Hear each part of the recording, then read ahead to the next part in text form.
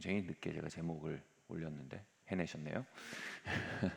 우리 함께 말씀 읽어볼까요? 제목 읽어볼까요? 시작.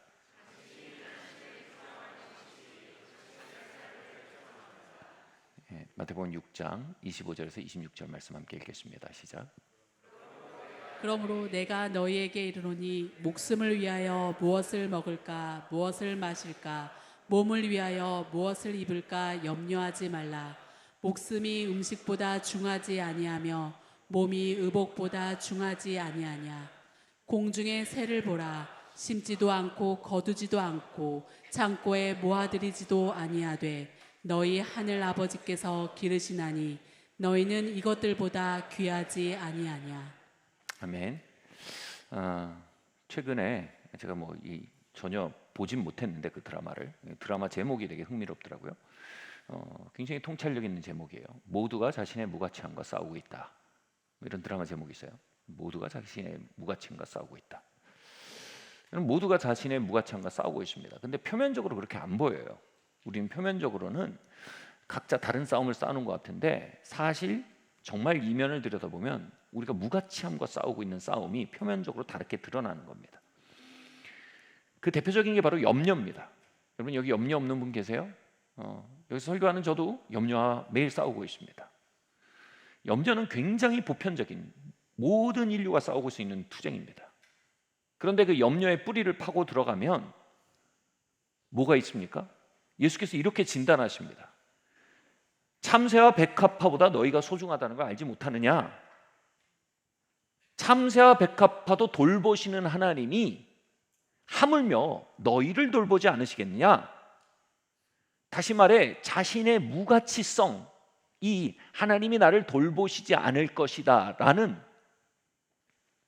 의식을 만들어내고, 그리고 하나님이 나를 돌보시지 않을 것이다 라는 의식이 염려를 파생시킨다는 겁니다.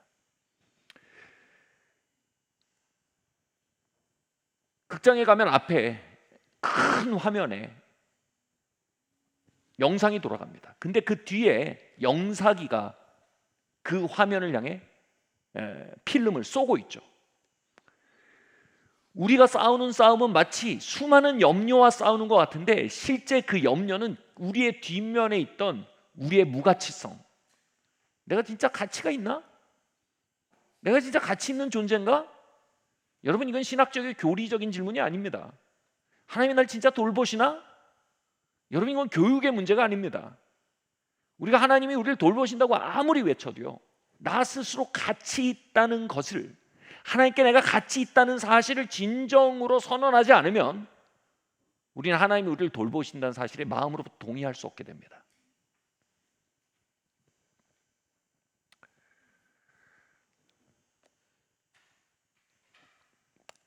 우리가 정말 하나님이 나를 가치 있게 여기시고 내가 백합과 참새를 돌보시는 하나님께서 나의 삶을 당연히 돌보실 거라는 확고한 신뢰 가운데 올라가는 것은 정말 내가 나를 어떻게 평가하는가 라는 영상에 의해 투사되어 보여지는 영상에 나오는 싸움이라는 겁니다.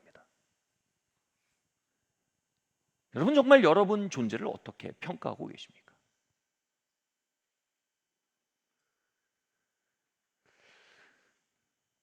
그것이 우리의 삶의 불안과 염려를 견디는 총량을 결정짓는다는 말씀이 되는 겁니다. 우리가 믿음이라는 말을 굉장히 막연하게 생각하는데 믿음으로 산다. 이 믿음은 뭐냐면 위험을 견디는 능력이 믿음입니다. 불확실성을 견디는 능력이 믿음입니다. 불확실성을 견디는 능력, 위험을 견디는 능력이 우리가 우리를 어떻게 평가하는가에 의해 결정난다는 겁니다.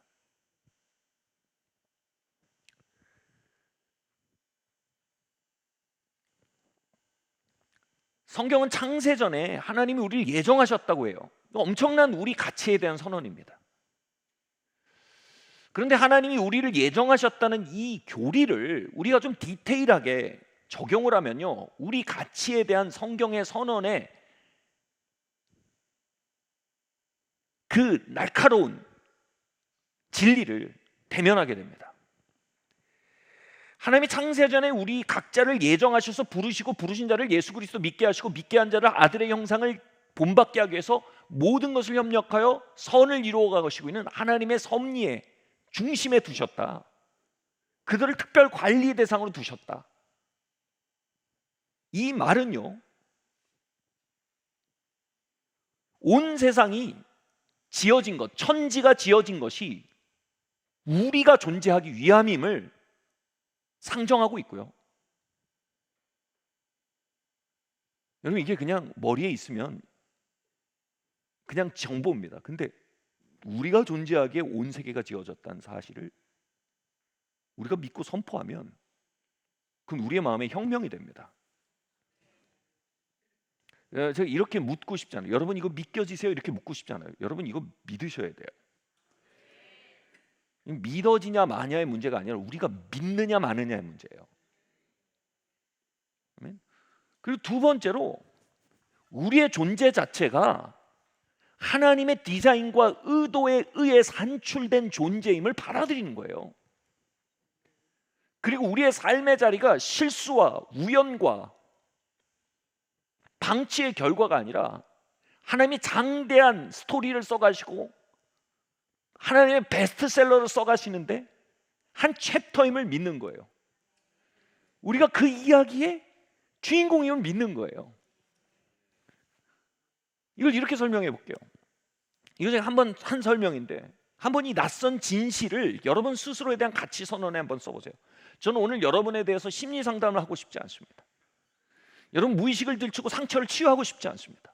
여러분의 자기 선언에 대한 새로운 결정과 여러분이 새로운 자기 선언을 그냥 하게 되기를 바랍니다. 물론 무의식을 고쳐놓으면 그 무의식이 우리 자기 선언에 악영향을 미치는 것에 대해서 악영향을 좀 줄일 수 있겠죠, 그죠? 상처를 치유하면 그 상처가 우리 자기 선언을 하게 하는 것에 대한 기회를 좀 줄일 수 있습니다. 근데 여러분의 무의식과 상처가 어떻든 우리가 우리의 자기 선언을 무의식과 상처에 내주지 않고 하나님의 진리의 기초에서 우리 자기 선언을 하기로 선택해버리면요, 아멘? 이건 또 다른 결정이에요. 오늘은 치유의 설교가 아닙니다. 오늘은 선택의 설교입니다. 제 말 따라오세요. 뭔지. 자, 한번 보세요. 여러분 창세, 모든 세상이 내가 존재하기 위해 창조됐다. 이것을 설명하는데 제가 fine-tuned universe라는 이론을 말씀드렸어요. 마치 인류가 우주에 존재하기 위해서 우주가 만들어진 것처럼 굉장히 아슬아슬한 확률의 방법으로 우주가 튜닝돼 있다는 거예요.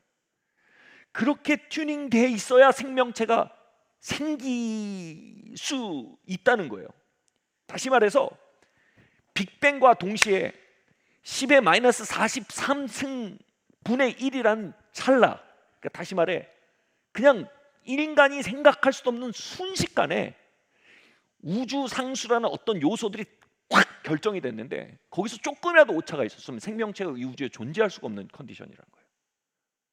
10의 마이너스 3승 이라는 확률은요, 그 찰나에 어떤 특정한 방식으로 우주가 팍 형성이 돼버린 빅뱅의 순간에 거기서 조금이라도 오차가 있었으면 저와 여러분이 존재할 수가 없어요. 그럼 그 어마어마한 불확실성 속에서 어마어마한 확률의 날카로운 칼날끝보다 더 예리한 확률 속에서 어떤 특정한 방식으로 우주가 디자인돼 버렸기 때문에 생명체가 존재할 수 있다는 건 과학적 발견이에요. 두 번째로 단백질이 10의 790승분의 1의 확률로 조합이 돼야 세포가 된다고 합니다. 그러한 방식으로 조합이 돼야 생명체가 탄생하는 거예요. 그러니까 우주가 지어진 것도 생명이 탄생한 것도 어마어마한 확률 속에서 어마어마한 불확실성 속에서 마치 그 뒤에 누군가가 작정했다는 듯이 몰아갔기 때문에 그것이 가능했다라는 사실을 무신론자들도 사실 인정하는 부분입니다. 여러분, 이 이야기를 우리가 창세전에 우리를 하나님이 계획하셨다는 말씀의 풀이로 대입을 하기 시작하면요, 그 어마어마한 그거에 대해서 학자들이 얘기하는 건 마치 온 우주와 인간이 존재한 건 칼날 위에 서 있는 아주 얇은 확률 같은, 아주 칼날이 얼마나 얇아요? 그 정도 확률 위에서 인간이 존재하게 됐다는 거예요. 칼날보다 더 얇은 확률 위에 인간이 존재하게 됐다는 거예요. 그래서 우리가 생각하고 있는 우리 존재, 우주의 존재, 우리가 이곳에 있다는 건 칼날보다 날카로운 확률 위에 우리가 서서 지금 존재하고 있는 거예요. 왜냐하면 하나님이 여러분을 그 불확실성과 그 수많은 확률적 계산 속에서도 여러분을 의도하시고 작정하시고 여러분을 열망하시고 원하셨기 때문에 그 모든 물리적 확률 속에서 우리가 칼날 위에 선 존재처럼 존재하게 됐다는 거예요. 아멘. 여러분, 그렇게 우리가 의도된 존재임을 여러분, 내가 믿고 선언하기 시작한다는 거죠.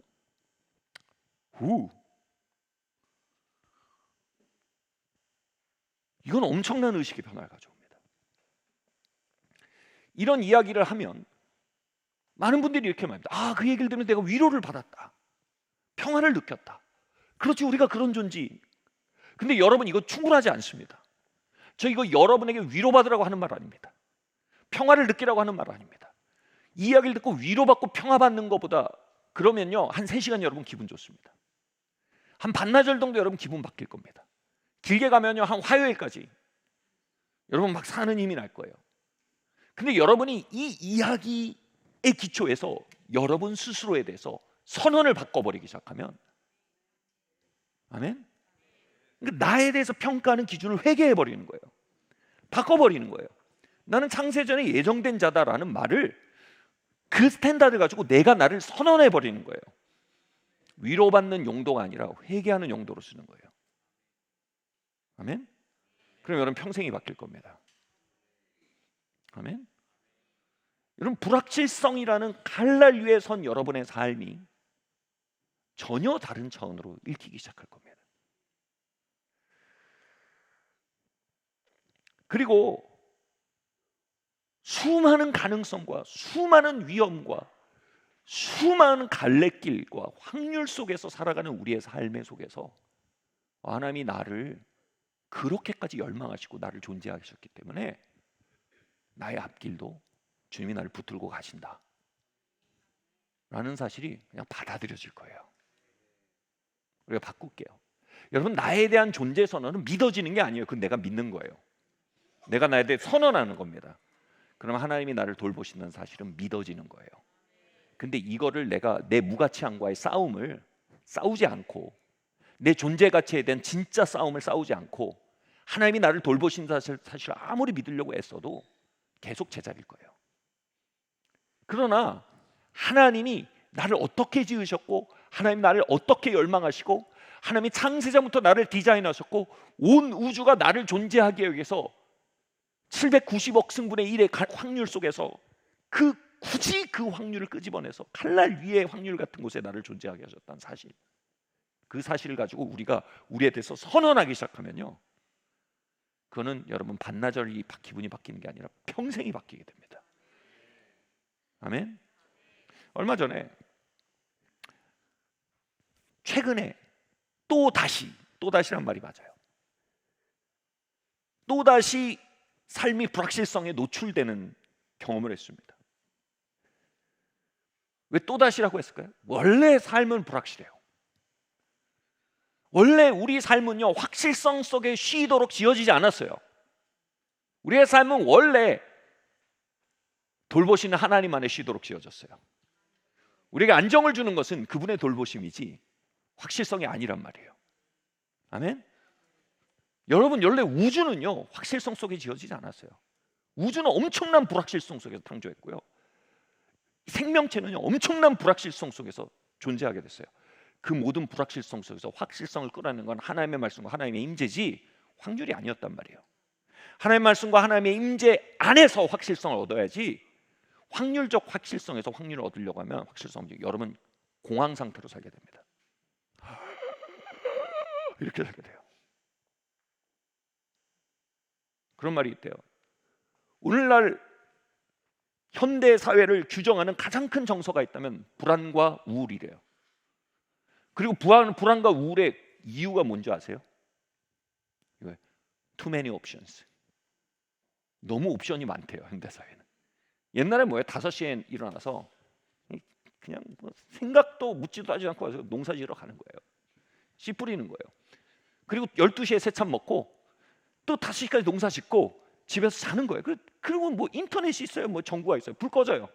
선택 없어요. 다 자요. 이불 덮고 자요. 그리고 5시 되면 다 일어나는 거예요. 옵션이 없어요. 모든 게 너무 확실해요. 근데 지금 우리에게는 옵션이 너무 많아요. 채널도 여러분 200개가 넘어요 이제는. 그리고 온라인도 들어가면 수십만 가지의 선택이 있어요. 옛날에는 쌀 한 포대를 사도 쌀 그 정해져 있었어요, 가격이. 근데 요즘은 새벽 배송을 하냐, 현장에 가서 하냐, 마트에 가서 하냐, 지역 시장에 따라서 값이 다 달라요. 이 모든 옵션들이 우리를 불안하게 만든다는 거예요. 여러분 말할까요? 현실이에요. 삶은 원래 너무 많은 가능성이 열려 있어요. 아멘. 하물며 여러분 사역자의 삶이겠습니까? 하물며 개척자의 삶이겠습니까? 또 다른 불확실성에 노출이 되면서 아내와 이야기하면서 이렇게 얘기했어요. 여보, 내 삶은 계속 불확실해. 신학교를 간 그 순간부터 계속 불확실한 성을 만나온 것 같아. 그러다가 그런 얘기를 한 거예요.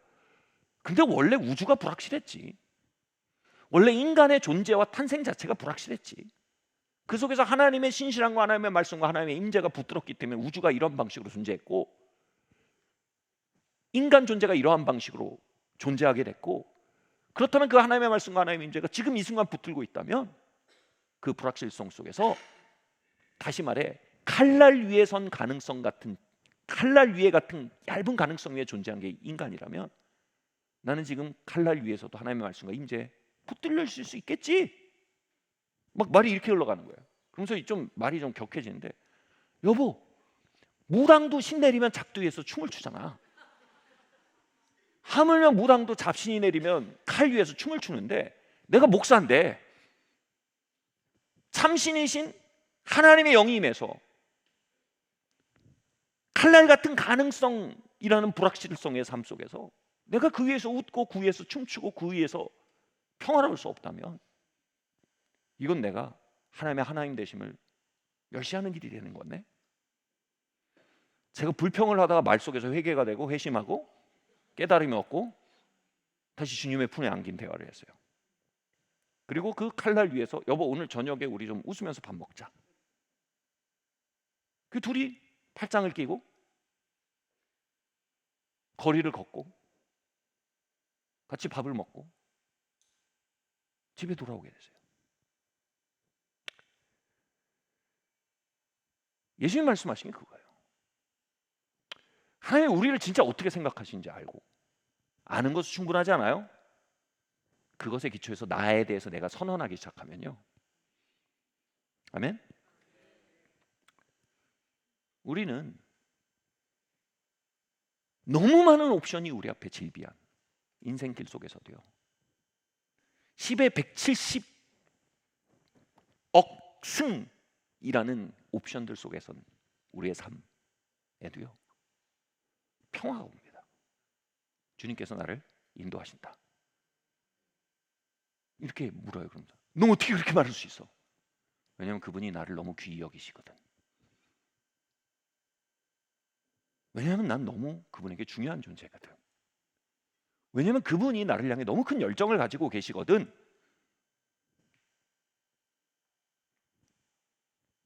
이라고 말하게 되는 겁니다.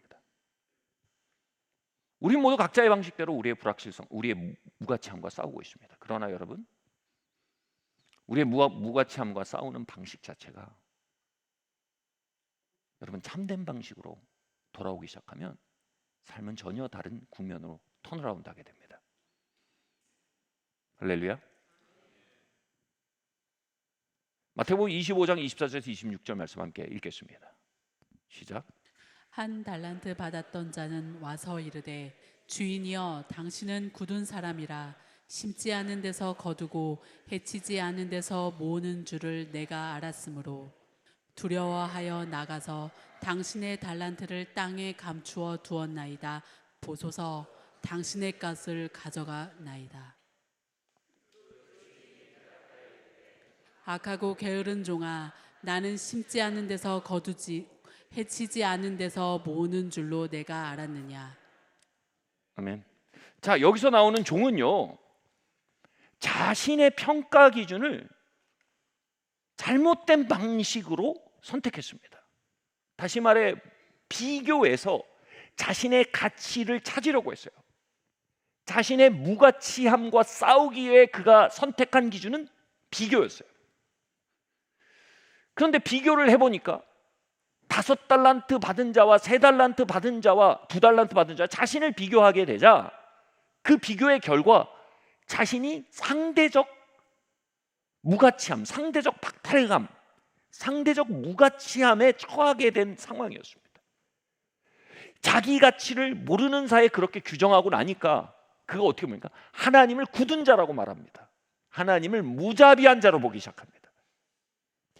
여러분 반대로 뭐예요? 하나님이 선하심을 말하고요, 그 하나님의 선하심 안에서 자기 가치를 발견하면요, 아멘.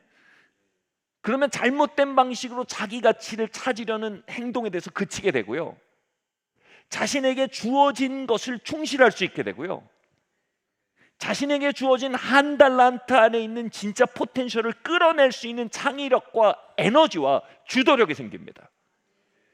근데 잘못된 방식으로 자기 가치를 찾으면요, 자기를 발견할 수가 없어요. 자기 가치를 찾을 수가 없어요. 그러면 어떻게 됩니까?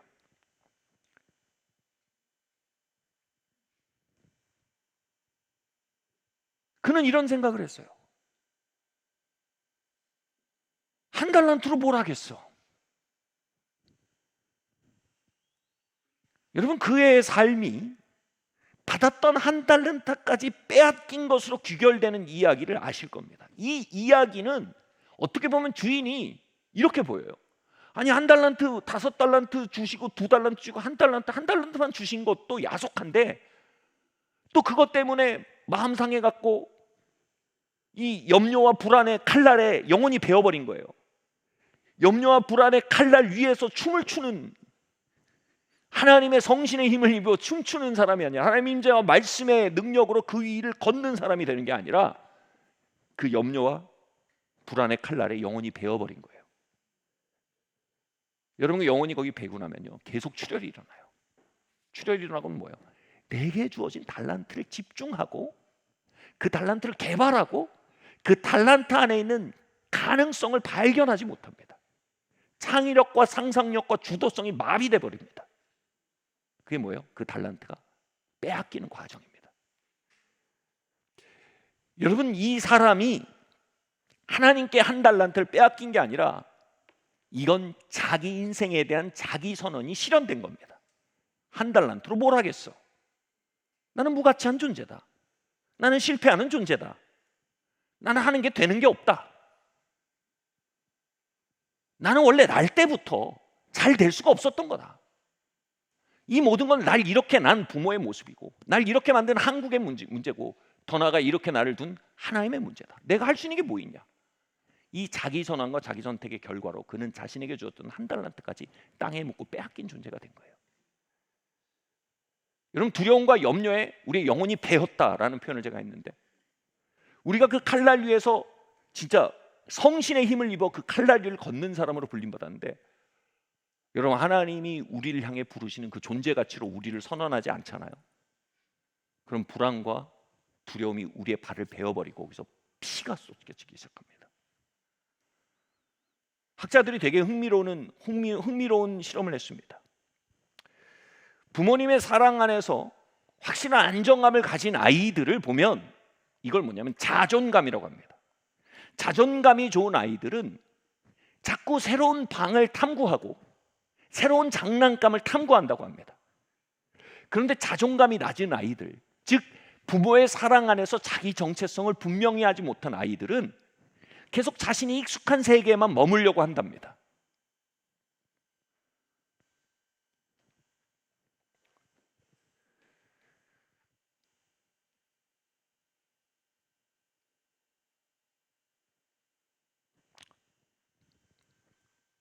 이 종이 한 달란트 받은 종에 대해서,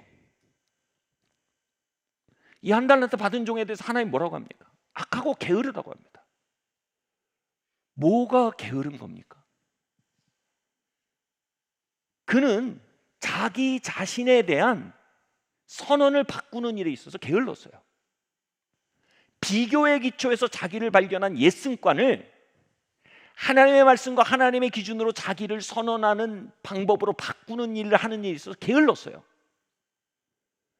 참된 자기 존재감을 찾는 일에 있어서 게을렀고, 참된 자기 선언을 곤고히 하는 일에 게을렀습니다. 계속 옛날 방식으로 자기를 규정한 거예요.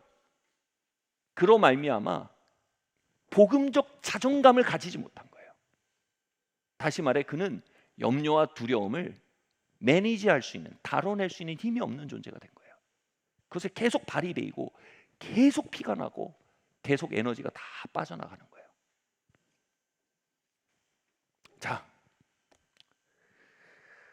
이런 말이 있어요. 인지과부하라는 말이 있어요. 인지과부하가 뭐냐면 자신도 의식하지 못한 상태에서 계속 나 괜찮은가? 나 받아들여지나? 나는 어느 정도 되는 사람인가? 막 이 생각을 하고 있는 거예요. 자신 무의식적으로요. 이게 인지가 모든 사람의 에너지가 있는데 이게 나에 대해서 이렇게 자기검열이라 그러거든요. 자기에 대해서는 분명한 선언이 없는 사람들은요, 자신에 대한 분명한 앵커를 박지 않는 사람들은요, 뿌리를 내리고 어디에 꽉 못을 박지 않는 사람들은요, 끊임없이 나는 누구지? 나는 괜찮은 사람인가? 난 받아들여지나? 나는 가치가 있나? 나는 몇 점짜리지? 여기에 에너지가 다 쏟아 들어간다는 거예요. 무의식적으로요. 그야말로 자신의 무가치와 싸우는데 에너지가 다 고갈돼 버리는 거예요. 인지 과부하에 있는 사람은요, 효능성이 빵점이랍니다. 마치 그 아이가 새로운 것을 탐구하고 옆방에도 가보고 앞방을 가보고 삶에 대한 불확실성을 계속해서 대면해 나가지 못하고 그 아이는 계속 그 에너지가 뭐예요? 나는 괜찮은가? 나는 사랑받나? 나는 가치가 있나? 나는 몇 점짜리인가? 저 사람 나는 어떻게 보지? 여기에 다 에너지가 빨려 나가서 삶을 살아낼 힘조차 없는 아이가 돼버리는 거예요.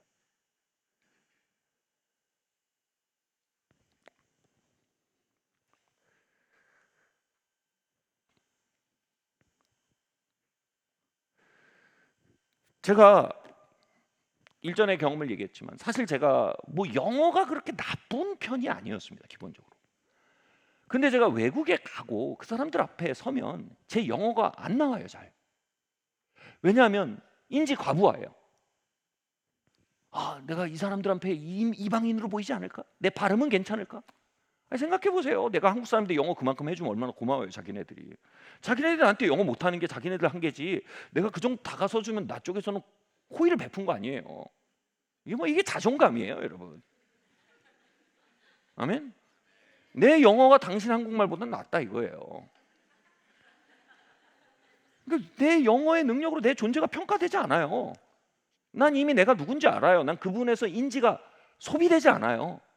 그건 영어에 관한 문제지 내 가치에 대한 문제가 아니에요. 이렇게 되고 나면 네가 네 한국말보다 내 영어가 나은데, 이거 우월감을 위해서가 아니라 객관적인 얘기잖아요. 근데 이제 인지 과부하가 일어나는 거죠. 그 앞에서 내가 아시아 사람이고 여기서 이방인이고 내 발음이 괜찮은지 모르겠고 얘네 기준에서 내 영어가 이런 거 좀 비웃진 않을까 막 이러고 나면요, 영어가 제대로 안 돼요.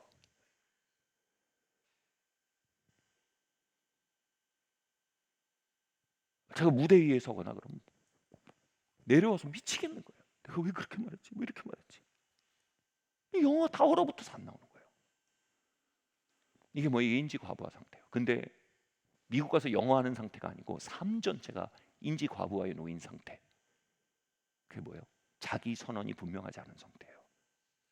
하나님이 나를 태초부터 예정하셨어.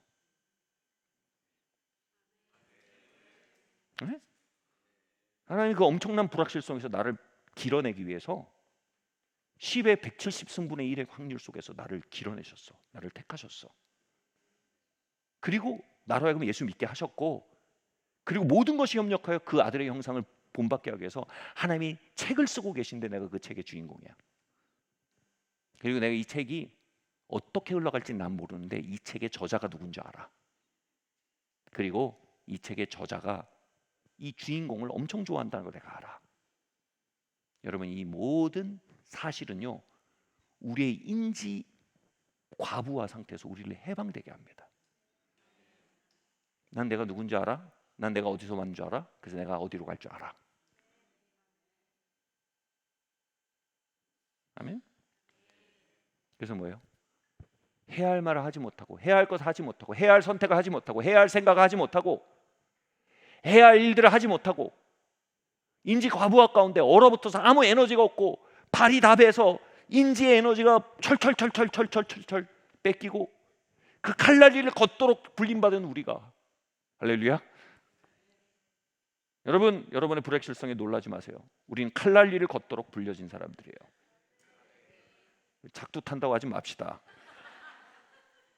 하나님의 돌보심과 하나님의 예정과 부르심 안에 사는 사람이라는 거예요. 아멘. 근데 그 성도들이 자기 선언, 분명한 자기 선언 안에 못을 박지 않으면 계속 발이 베이는 거예요. 제가 나쁜 습관이 하나 있었어요. 꼭 그래요. 설교를 준비하거나 사역을 준비할 때 갑자기 이런 생각이 옵니다. 내 신학교 동기들은 요즘 어떻게 살까? 그러면 인스타그램을 들어가 봐요. 또는 내 대학부 친구들은 지금 어떻게 살까? 제가 이렇게 큰 교회 출신이에요. 그래서 그 친구들처럼 탄탄한 베이스에서 내가 계속 왔다면 어떻게 됐을까? 뭐 이런 궁금증이 자꾸 드는 거예요. 그래서 인스타그램을 가거나 아무튼 SNS를 뒤지는 습관이 아주 옛날 얘기예요. 그때도 있었거든요. 10여 년 전에도. 뭐 페이스북 시절, 뭐 싸이월드 시절. 그 보면 싸이월드 뭔지 모르세요?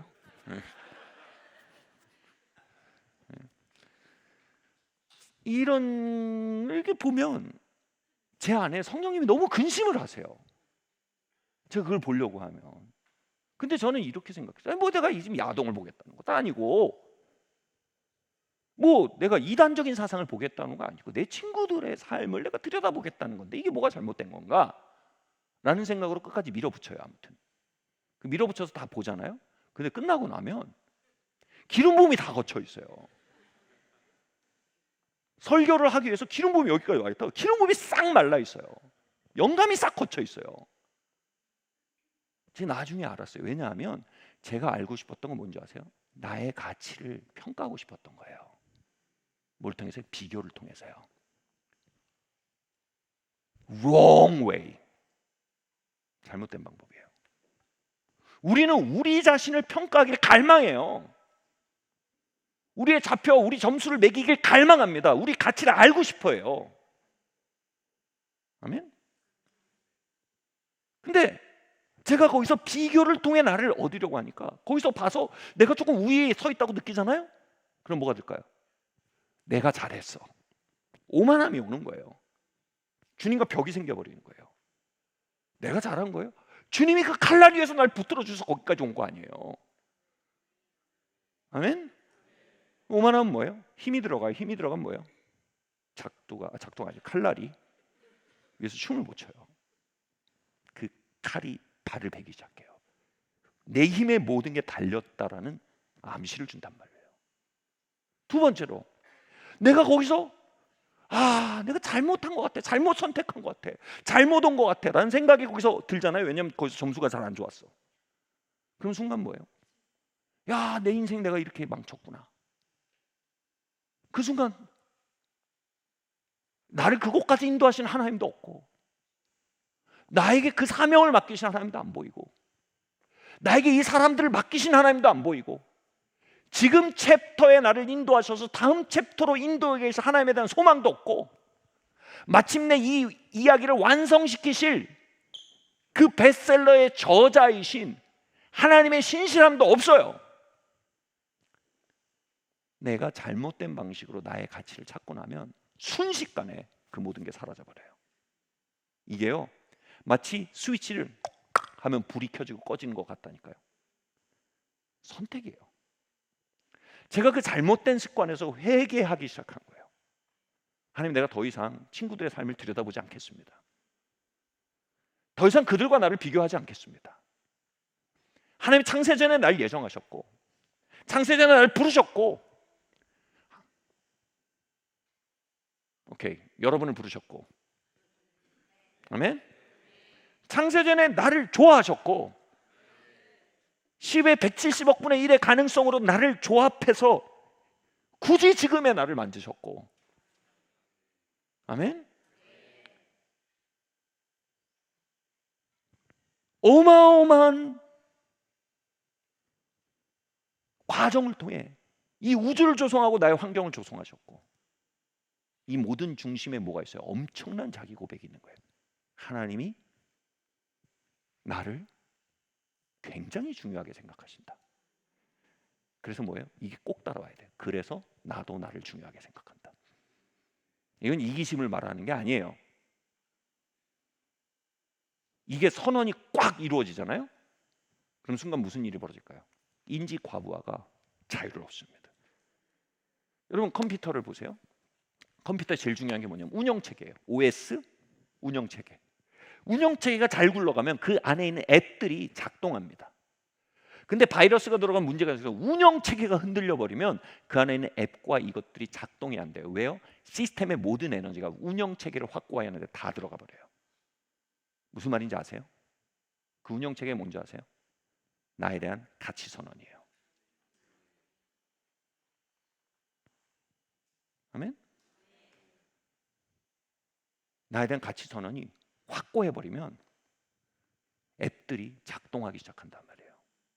근데 나에 대한 가치 선언이 흔들리면 이상한 것에 기초하기 시작하고, 제가 요즘 공부를 하니까 이런 게 나오더라고요. 청소년과 청년기에 넘어갈 때 자신의 가치를 찾는 방법 중에 하나가 뭔지 아세요? 이성에 내가 어떻게 비추어지는가에 기초해서 자기 선언을 찾는데요. 무슨 얘기인지 아시겠어요? 내가 이성들에게 인기가 있는가?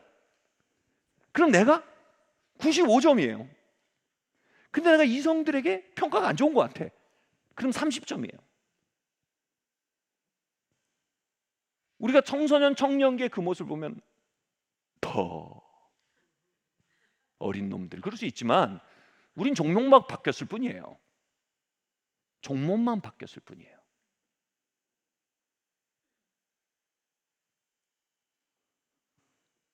우리가 정말로, 여러분, 복음을 아는 것과 복음을 믿는 것이 다르다는 건 뭐냐면, 복음은 이거예요.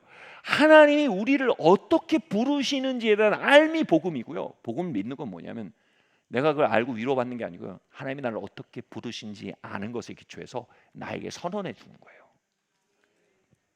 이 말을 제가 쓰고 싶지 않은데 어쩔 수 없이 이 모든 말이 뭐냐면 자존감이란 말과 이어져요. 자존감의 핵심이 뭔지 아세요? 나의 자기 선언이에요. 누구의 자기 선언? 누구의 자기 선언? 우리 아빠의 자기 선언?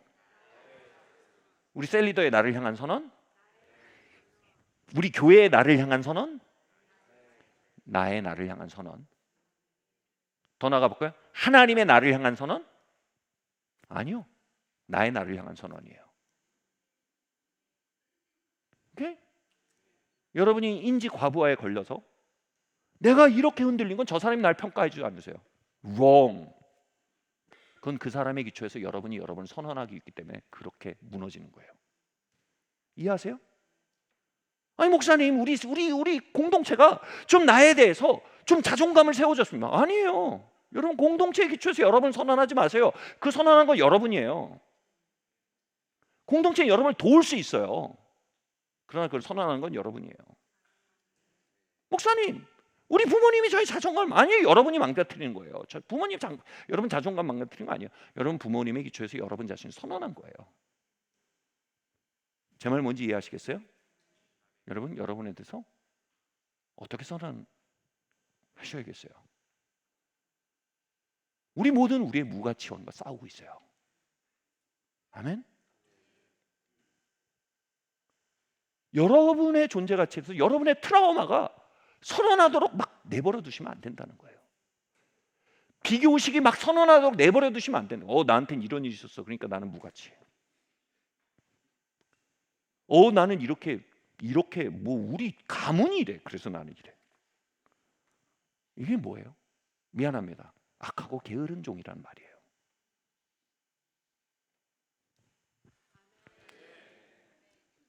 뭐가 악한 거예요? 하나님의 방식으로 자신을 향해 선언한 일에 서 게으른 거예요. 하나님의 방식으로 자신을 선언한 일에서 불순종하는 거예요. 여러분, 이건 누가 해주는 게 아니에요. 내가 나에 대해 선언하는 거예요. 아멘? 제가 1절에 말씀드렸죠. 저의 자기 선언 중에 하나는 외로운 사람이에요. 저는 그런 자기 선언이 있는지도 몰랐어요. 제가 어렸을 때 혼자 있었던 시간이 굉장히 많아요. 저에겐 트라우마고 상처예요. 중요한 건 뭐예요?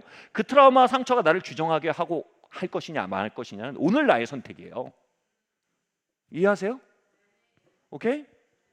제가 어느 날 설교 준비를 하다가 집에서 나왔어요. 방에서 나왔어요. 근데 아내와 아이들이 다 외출을 해버렸어요.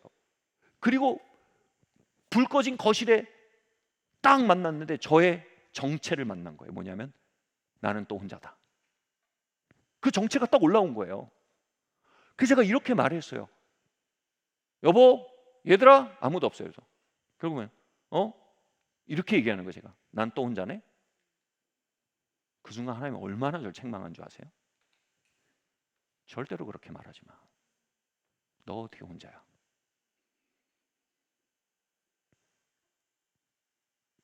저의 과거의 경험이 오늘의 나를 선언하도록 허락한 거예요.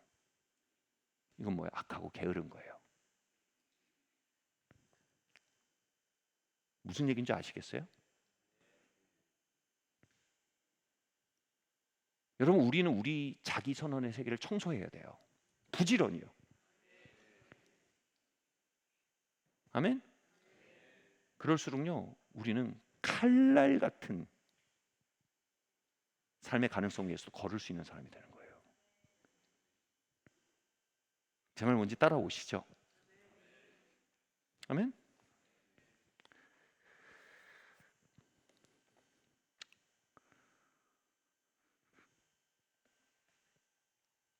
그렇게 이 무가치함은요, 끊임없이 우리의 운영체계 자체를 흔들고 들어옵니다. 여러분, 이거 경험하신 분 계세요? 오늘? 우리 모든 우리의 무가치함과 싸우고 있다. 여러분, 그 오늘의 싸움을 싸우셨나요? 그 전쟁을 경험하셨나요?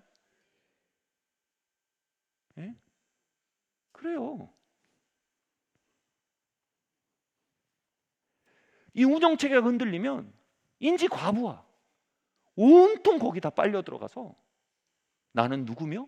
여긴 어디고? 나는 어디로 가는가? 뭐부터 시작돼요? 나는 누군가? 이게 흔들리면 나는 어디서 왔지? 어떻게 하다가 내가 여기 왔지? 이걸 뭐라 그래요? 던져졌다 내가 여기. 이게 뭐예요? 내가 방치됐다? 이게 뭐예요? 내 삶의 필연이, 내 삶의 작가가 여기 데려온 게 아니에요.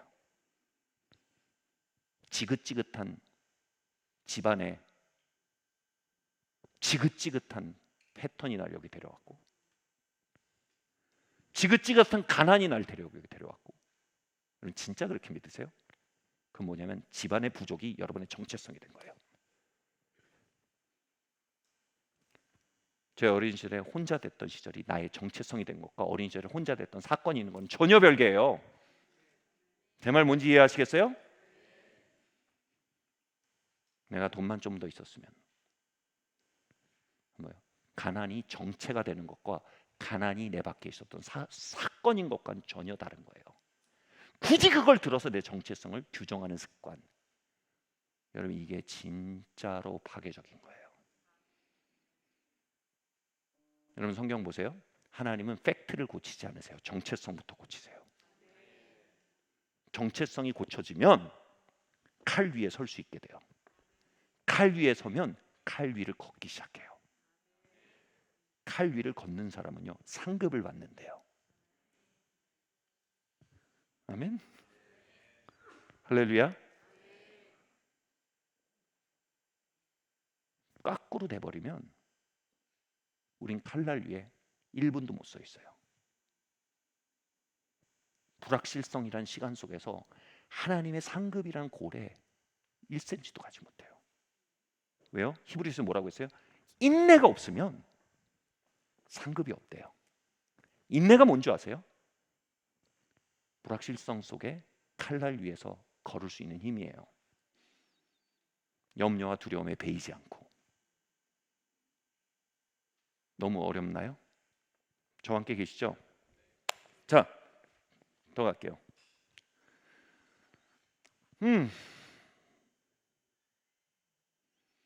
여러분 운영체계가 오늘 다시 회복되길 바랍니다. 여러분 지금 이걸 여러분 지금 이 설교 듣고 위로 받으셔도 여러분 똑같아요 인생. 오케이? 오늘 저녁에 기분은 바뀔 거예요. 내 인생은 똑같을 거예요. 근데 이 설교 듣고 여러분이 여러분의 자기 선언 자체로 여러분이 사용하기 시작하면 인생이 바뀔 거예요.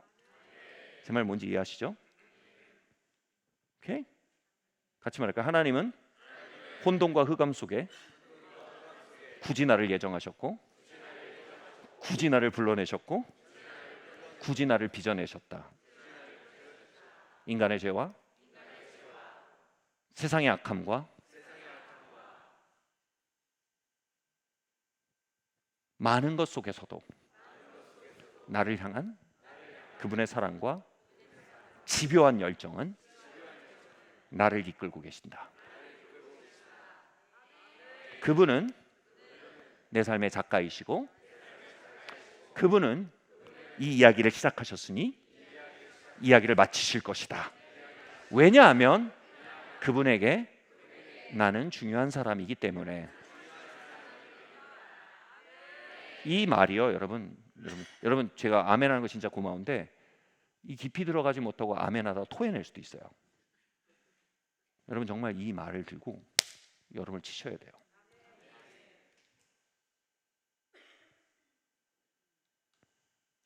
아니면 오늘 저는 치어리더예요. 힘내세요. 힘났어요 목사님. 집에 가서 SNS 한번 보면 와 쟤는 저런데 나는 병신이다. 아 죄송합니다. 나는 바보 같다. 어우 죄송합니다.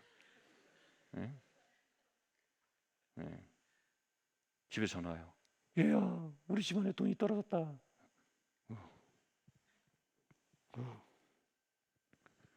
이놈의 가난 내 삶의 일부야. 그 속에서 사용해야 될 무기예요. 아멘. 여러분에게 끊임없이 새로 다른 방식으로 여러분의 가치를 선언하고 있는 운영 체계 자체를 흔들려는 것 속에서 여러분 운영 체계를 지키셔야 돼요. 아멘. 그렇게 에너지가 자유를 얻잖아요. 그럼 여러분 안 가보던 옆방도 갈 수 있게 되고요. 만져보지 않은 장난감도 만져볼 수 있게 되고요. 그리고 모르는 옆방 같은데 그 안에도 내가 이전에 했던 경험과 유사한 패턴이 있다는 걸 발견하게 되고 인지 에너지가 있으니까. 그리고 그 패턴 안에 운영하면 충분히 이것이 운영 가능한 세계임을 알게 되고요.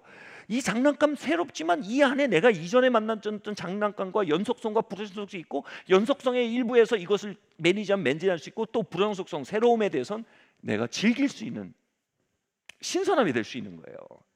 이게 뭐예요? 인지 에너지가 자유를 얻은 아이들이에요. 하나님 우리가 그 아이들이 되길 원하세요. 여러분 하나님 우리 사랑하세요. 저는 하나님 오셔서 막 여러분을 사랑의 품으로 포옹해 주시고 할렐루야 막 녹여 주시고 막 뭐 내쫓아 주시고 그러시길 바래요.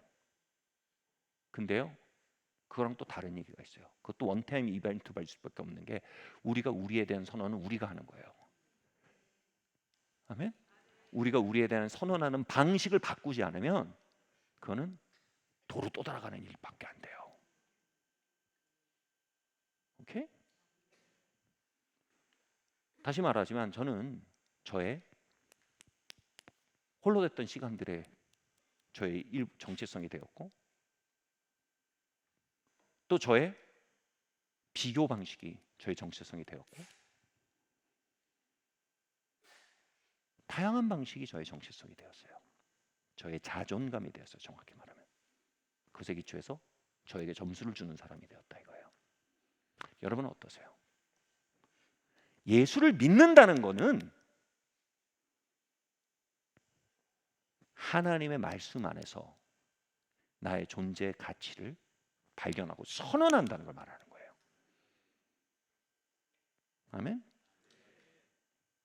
여러분, 예수 믿으면서 직장 가서 소주잔 안 받는 게 여러분 크리스천의 아이덴티티가 아니에요. 그냥 받으세요. 물론 받으라는 뜻은 아니에요. 근데 거기서 이상한 방법으로 여러분을 규정하는 방식을 넙죽넙죽 받아 먹으면서 소주잔 거절해서 뭐 하게요? 제 말 뭔지 이해하시겠어요? 그건 거룩이 아니에요. 거룩의 뿌리는 자기 선언이에요. 타협 없는 자기 선언이에요. 할렐루야. 마지막 말씀으로 갈게요. 요한복음 13장 1절에서 3절 4절 말씀 함께 읽겠습니다. 시작. 유월절 전에 예수께서 자기가 세상을 떠나 아버지께로 돌아가실 때가 이른 줄 아시고 세상에 있는 자기 사람들을 사랑하시되 끝까지 사랑하시니라. 저녁 먹는 중 예수는 아버지께서 모든 것을 자기 손에 맡기신 것과 또 자기가 하나님께로부터 오셨다가 하나님께로 돌아가실 것을 아시고 저녁 잡수시던 자리에서 일어나 겉옷을 벗고 수건을 가져다가 허리에 두르시고. 아멘. 요한복음 8장 14절에 예수님이 놀라운 선언을 했어요. 뭐냐면 그분이 대답하여 이르시되 내가 나를 위하여 증언하여도 내 증언이 참되니 이는 내가 어디서 와서 어디로 가는지 알거니와 이렇게 말씀하셨어요. 이 말이 뭐냐면 내가 누구인지 내가 아니까 그 다음에 뭐라고요? 내가 어디 와서 어디로 가는지 안다. 여러분, 내가 어디서 와서 어디로 가는지 안다는 것은 철학적인 질문이 아닙니다. 요즘 TPO란 말이 있죠. Time, Place, Opportunity 또는 Occasion. TPO가 뭐예요? 그 장소와 때와 그곳에 있는 기회를 발견하고 그것에 맞게 움직일 수 있는 능력이에요. TPO를 잘 맞춘다는 건요. Time, Place, Opportunity 또는 Occasion. 이게 내가 지금 무엇을 위한 때이고 내 삶의 시즌을 알고 Place, 이게 무엇을 위한 자리이고 내가 왜 여기인 줄 알고 Occasion 또는 Opportunity, 이곳에 있는 하나님의 목적이 무엇인지 아는 것, 이게 내가 여기 와서 어디서 와서 어디로 간단 말이에요. 이걸 인지하는 건 뭐예요? 견고한 자기 운영체가 있는 사람은 이걸 파악할 수 있는 에너지가 있단 말이에요. 근데 운영체가 맨날 흔들려 갖고 온통 나는 누구고 나는 어디서 왔고 나는 어디로 가는가? 쟤는 저러고 있는데 나는 왜 이러고 사는가? 여러분, 그동안 TPO는 절대 못 찾아요. 이 상태에서는 저 사람은 나를 이렇게 대해서 나는 이렇게 나를 우습게 하는 거야. 뭐야, 엄마? 왜 내가 우스워? 내가 우습지 않다는 걸 보여줘야 돼? 어떻게 해야 되지? 막 이런 순간 TPO는 안드로메다로 가는 거예요. Time, Place, Opportunity, Occasion. 내가 그곳에 왜 있고 어디로 가고 뭘 위한 시간이지? 인지가 안 돼요. 다 안개 속에 덮이는 거예요. 오케이? 무슨 말인지 아시죠? 그러니까 예수님이 지금 자신에게 마지막 때임을 아셨고요. 저는 너무 놀라운 게 하나님의 앞에서 자기 선언이 명확한 사람들의 그 인지 에너지가 얼마나 부유한지 대부분의 하나님의 사람들이 자신이 세상을 떠날 날이 언제인지 알았던 거예요. 많은 영성가들이, 다시 말해 인지 과부하 가운데 살지 않고 인지 에너지가 자유를 얻은 사람들은 나 거의 마지막 레이스인데 막 50대에 가는 사람도 알고 70대에 가는 사람도 알고 알아요. 기가 막히죠. 그들의 영적 일치 보면 TPO를 아는 거예요. 그리고 이 사람이 자기에게 속한 사람인지 아닌지 알아요. 스쳐가는 사람인지 함께 갈 사람인지 안단 말이에요. 그리고 내가 여기에 있고 여기에 있는 기회가 뭔지 안단 말이에요. 아멘. 여러분, 여러분에게 그 능력이 있어요. 할렐루야. 근데 그 능력이 다 속으로 잡아먹히고 있으면 우린 눈먼 장님이 돼버리는 거예요. 그게 뭐예요? 나는 어디서 왔고 어디로 가는가? 나는 누군가? 이렇게 돼버리는 거예요. 다시 말하자면 이건 철학적 질문이 아니라 굉장히 현실적인 질문이에요. 예수께서는 그걸 아셨어요. 그리고 자기에게 속한 자들을 사랑하시되 끝까지 사랑하셨어요. 지금 이들을 사랑할 수 있는 마지막 기회예요. 그리고 허리를 동이고 그들에게 자신을 쏟아부었어요. 아멘.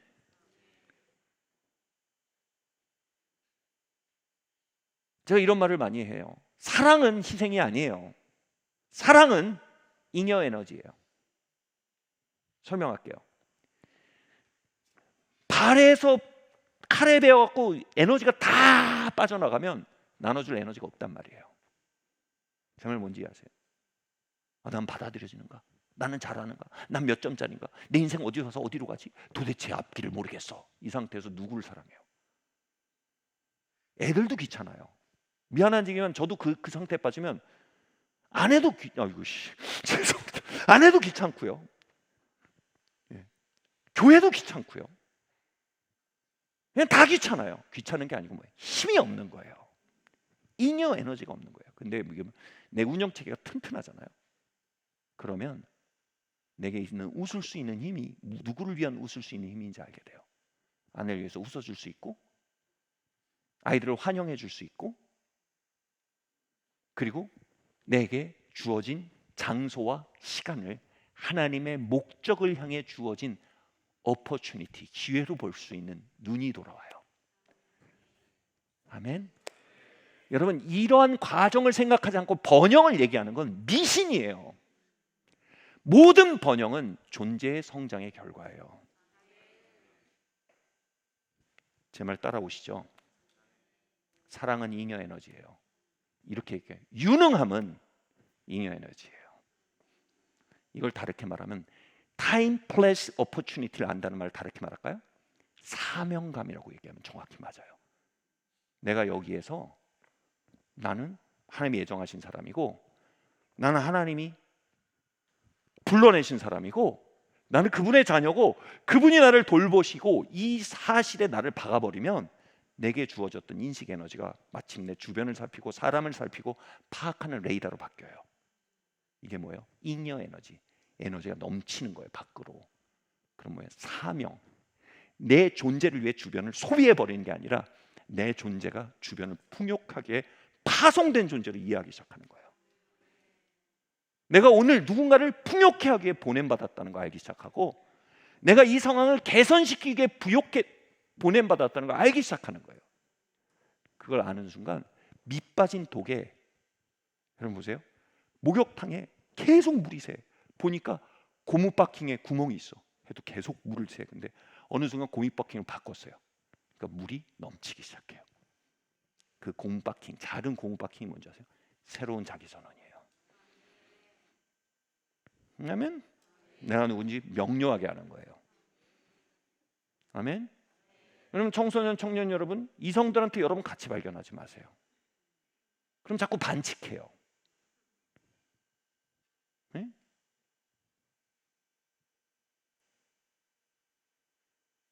그러지 마시고, 여러분, 여러분의 자기 평가 방식을 새로운 고무바킹으로 바꾸세요. 그럼 점점 에너지가 돌아와요. 자, 마지막으로 얘기를 할게요. 그러면 내게 주어진 사람들, 내게 맡겨진 일, 맡겨진 상황에 나는 내던져진 존재가 아니라 파송된 존재로 이해가 돼요. 아멘? 아멘? 제가 사는 것도 힘들어 죽겠는데 유경화라는 여자까지 만나서 이 여자까지 지탱, 이 말이 위험하네요 오늘 계속. 여자까지 지탱을, 이게 뭐 귀찮은 상태예요, 힘든 상태예요 내가. 근데 내가 유경화라는 사람에게 내가 파송된 사람인 거예요. 오케이? 내가 산이의 마을에 파송된 사람인 거예요. 여러분, 이거 언제 와요? 여러분 의식 저편에 있는 밑 빠진 독이 끝나야 돼요. 존재의 무가치와의 싸움이 끝나야 돼요. 그걸 끝낼 수 있는 건 나예요. 아멘? 나예요. 내가 그 구멍에 말하기 시작해야 돼요. 하나님 말해주세요. 하나님 많이 말씀하셨잖아요, 솔직히. 하나님 내게 와서 말씀해서 말씀하시잖아요. 여러분이 여러분한테 말해야 돼요. 하나님 오셔서 내 상처를 치유해. 상처 치유해도 끝도 없어요. 안 없어져요. 제 상처 치유에 진짜 심혈을 기울이잖아요. 진실을 말할 거예요. 상처 안 없어져요. 상처와 나 사이에 이 디태치, 조금 간격을 벌어주는 거예요. 그래서 상처로 나를 규정하는 일에 대해서 내가 왜 그렇게 생각하지? 이 시간을 벌어주는 거예요. 그래서 새로운 방식으로 나를 선언할 수 있도록 의식의 시간을 벌어주지만 상처가 없어지진 않아요. 걔가 또 돌아오잖아요. 시퍼런 현실처럼 느껴져요. 오케이? 그래도 그게 나의 일부처럼 느껴지지 않을 수 있는 게 치유받은 사람이에요. 내가 그걸 가졌지만 그게 나는 아니에요. 좀 어려운 얘기지만 다시 돌아올게요.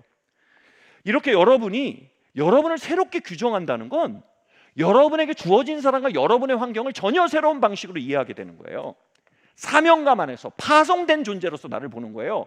그리고 내게 주어진 환경과 사람들은 내가 다음 챕터로 나아가는 오케이션, 오퍼튜니티인 거예요. 아멘? 그래서 내가 여기 쏟아부을 수 있는 거예요. 사랑하되 끝까지 사랑했다는 건요, 쏟아부었다는 겁니다. 할렐루야. 여러분, 이 의식을 갖는다는 건 엄청난 겁니다. 저는 이런 말을 듣는 건 별로 안 좋아해요. 이게 제가 할 수 있는 정도까지예요. 에? 과업이 이만하고 내가 요만해요. 그래서 나는 이런 사람이에요. 전 그런 말 듣고 싶잖아요. 여러분, 그 과업이 여러분에게 주어졌잖아요. 그건 하나님이 여러분을 신뢰하신다는 거예요.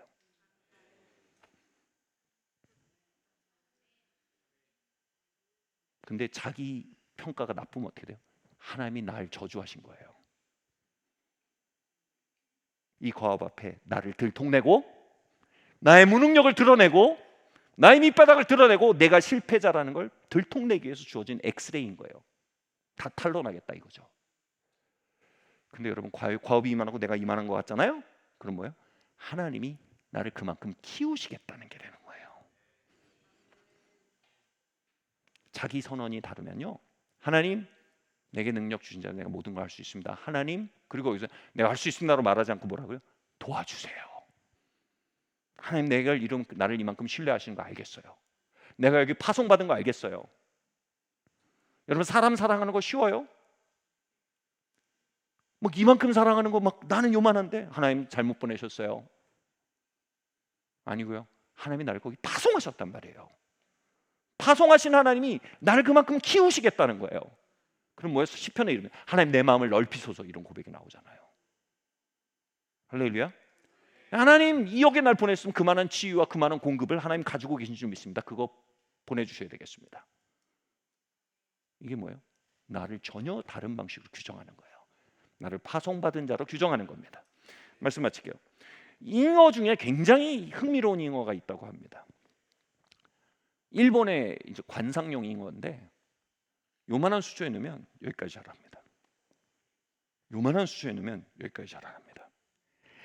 이따시만한 수조에 넣으면 이따시만큼 큽니다.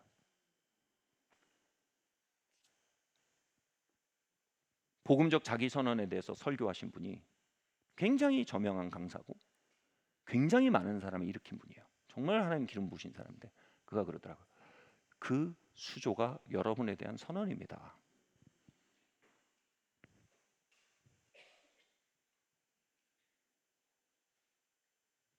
하나님이 여러분에 대한 선언만큼 여러분 키우실 거예요. 아멘. 아우, 이런 남자를 나한테 왜 맡기셨대? 난 감당이 안 돼. 여러분 선언하고 있는 거예요. 여러분 자신에 대해서요. 이런 과업을 나한테 왜 맡기셨게 돼? 난 그런 사람이 아닌데. Wrong place, 잘못된 곳에 wrong people, 잘못된 사람들과 wrong person, 잘못된 사람을 선택하신 거야. 난 여기 던져졌어. 난 방치됐어.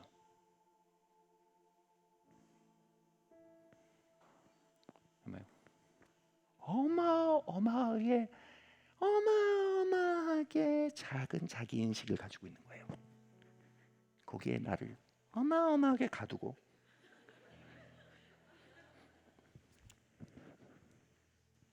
하나님이 새로운 방을 보여주면 새로운 장난감 보여주면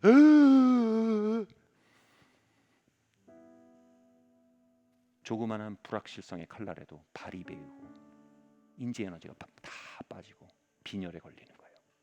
아무도 사랑할 수 없고 아무것도 할 수 없는,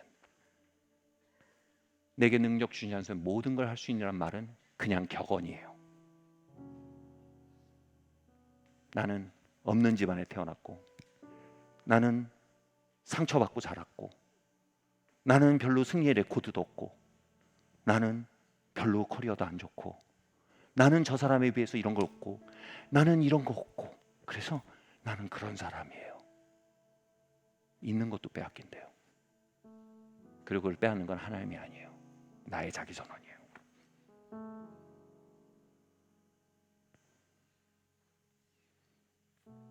사랑하는 성도 여러분,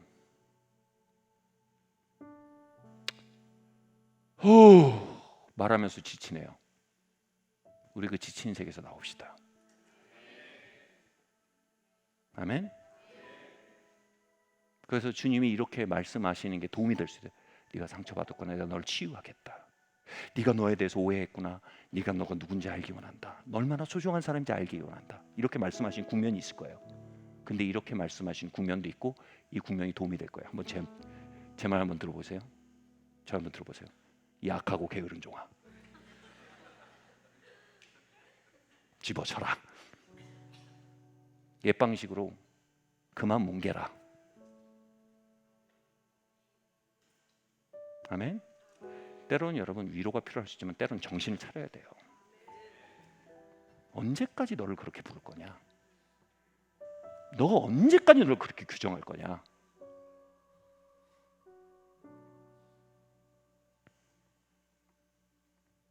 오해하지 마세요. 약하고 게으른 종에는요, 하나님이 진짜 사랑이 들어있는 거예요. 그거 안 깨지지 않으면, 너가 너에 대한 선언을 바꾸지 않으면 네 책의 챕터는 거기서 끝나는 거야. 그건 너의 선언이고 너의 결정인 거야. 그러나 나는 너보다 큰 너를 보고 있어. 아멘. 나는 너가 생각하는 끝보다 훨씬 뒤에 있는 에필로그를 보고 있어.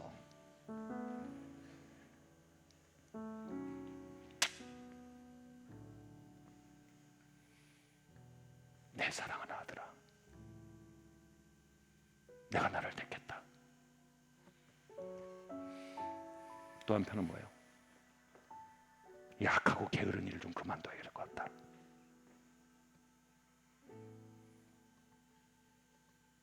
우리 자리에서 한번 일어납시다.